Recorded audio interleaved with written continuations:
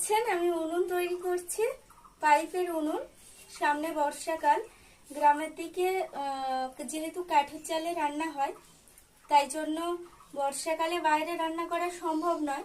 ওই জন্য পাইপের উনুনটা তৈরি করছি। আজকে সকাল সকাল উঠে লেগে পড়েছি পাইপের উনুন বানানোর জন্য। সামনে আসো।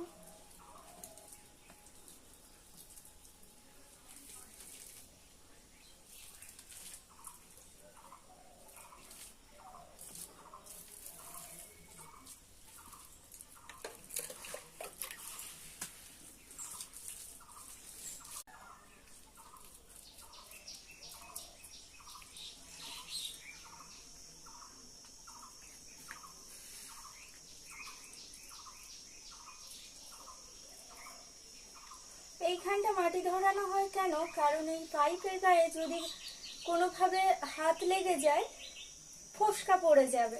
কারণ পাইপ দিয়ে যখন ধোঁয়া বেরোয় পাইপটা খুব গরম হয়, যার জন্য এই পাইপের গায়ে মাটি দিয়ে দিলে পাইপ গরম হলো ওর গায়ে হাত লাগলেও আর ফোসকা পড়বে না, ছ্যাঁকাটা লাগবে না।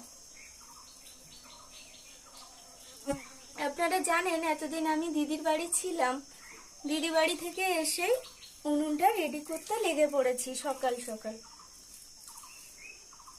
দেখুন তো কেমন হচ্ছে।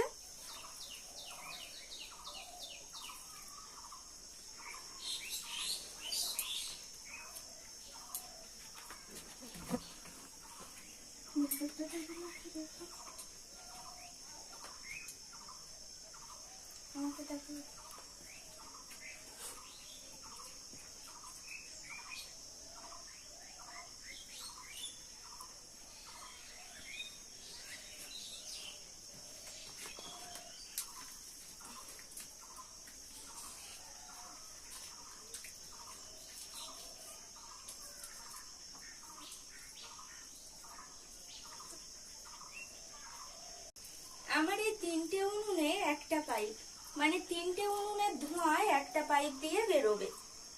এটা ছাড়া উনুন, এই পারের এই উনুনটা, এপারে একটা ছাড়া উনুন, আর ওই পারে ওটা জোড়া উনুন। ওই জোড়া উনুনটায় একটাই ভাত একটাই তরকারি বসানো যাবে, আর এপারে ছাড়া উনুনটায় একটা একটা করে রান্না করতে হবে। একটা ভাত হয়ে গেলে তারপরে তরকারি বসাতে হবে।